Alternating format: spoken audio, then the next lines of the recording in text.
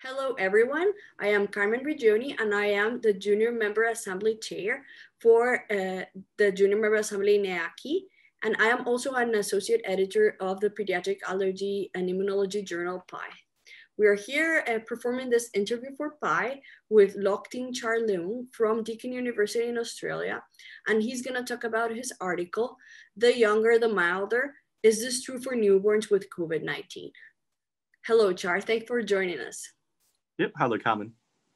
Hi. So your article is very interesting. And the first thing I wanted to talk about is the methodology. The methodology is unique because you took about Brazil and you're currently in Hong Kong. So how is this, the use of public records has been an advantage or disadvantage to this publishing this article for you? So the advantages are definitely the very large sample size. And also it's publicly available. So everyone can verify the results. However, the disadvantage is that there may be human mistakes. Given such a large nationwide system, there may be comorbidities misreported.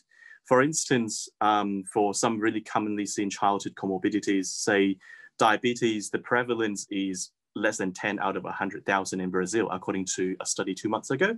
And also the incidence of congenital heart disease is around 1 in 100 births. So even there are misreporting, I can say the impact is minimal.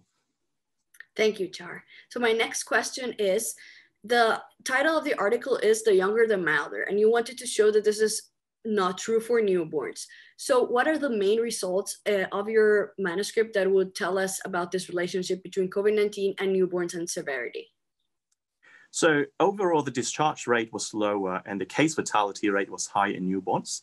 For newborns, both lower and upper respiratory tract infections are seen, while in infants, it's only upper ones. And also dyspnea, which has been identified as a major risk factor for mortality in COVID-19.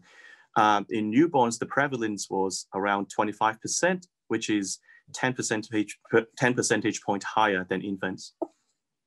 Thank you, Char. And my final question refers to the mechanisms in immunology. We have been talking about a lot regarding what are the mechanisms that make children be less affected, have less severe COVID. So what does your study show for this? So there have been at least 3 hypotheses proposed. The first one, lymphocyte count, cannot be explained by our findings because it decreases with age. Second, ACE2, the role of it as well as its expression level with age are still debated. So our findings cannot directly prove it or falsify it.